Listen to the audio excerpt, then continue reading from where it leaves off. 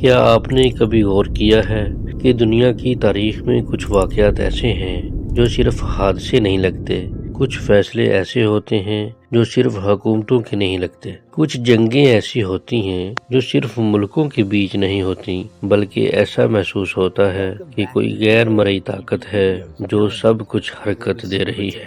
ایک ایسا نام جو ہر سازش تھیوری میں سانس لیتا ہے، جو ہر خفیہ فائل میں زندہ ہوتا ہے، جو ہر عالمی راز کے پیچھے کھڑا نظر آتا ہے۔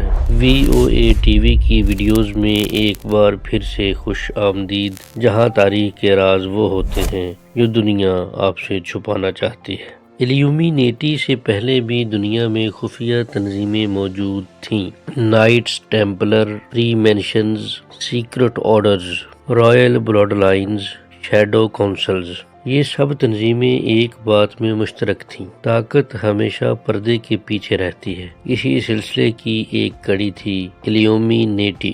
1776 بویریا، ایڈم ویشپ۔ وہ صرف پروفیسر نہیں تھا، وہ ایک نظریہ تھا، وہ ایک بغاوت تھی، وہ ایک خاموش انقلاب تھا۔ اس کا خواب ایسا نظام جہاں مذہب نہیں بلکہ علم انسان کو کنٹرول کرے، اسی خواب کا نام تھا ایلیومینیٹی۔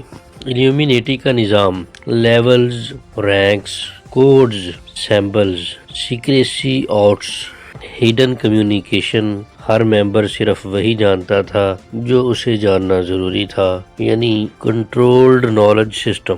1785 جرمنی حکومت کی کارروائی، تنظیم پر پابندی، فائلیں ضبط، گرفتاریاں، تحقیقات، عدالتی فیصلے، سرکاری بیانیاں۔ ایلیومینیٹی ختم ہو گئی، سازش بیانیاں۔ ایلیومینیٹی نظر سے اوجھل ہو گئی۔ ایلیومینیٹی صرف الفاظ میں نہیں، علامتوں میں بات کرتی ہے۔ All seeing eyes, pyramid, 13 steps, one eye gesture, hidden signs, hand codes. کہا جاتا ہے جو دیکھ سکتا ہے وہ سمجھ جاتا ہے۔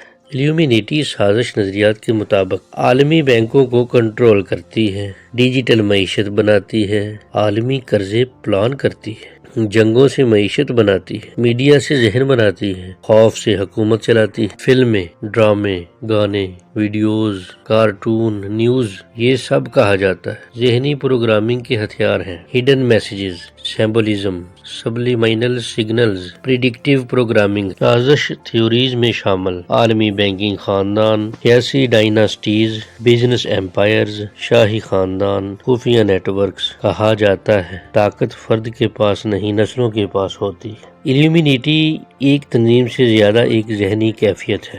انسان کو دشمن چاہیے، انسان کو وجہ چاہیے، انسان کو چہرہ چاہیے۔ ہم سادگی قبول نہیں کرتے، ہم اتفاق پر یقین نہیں کرتے، ہم پیچیدگی گھڑ لیتے ہیں۔ تاریخی حقیقت: ایلیومینیٹی موجود تھی، پابندی لگی، ریکارڈ موجود ہیں۔ جدید حقیقت: عالمی نیٹ ورک کا ثبوت نہیں، مصدقہ قیادت نہیں، مستند دستاویز نہیں، قانونی ڈھانچہ نہیں۔ اگر ایلیومینیٹی اصل میں دنیا کو کنٹرول کرتی تو پھر دنیا کون کنٹرول کرتا ہے؟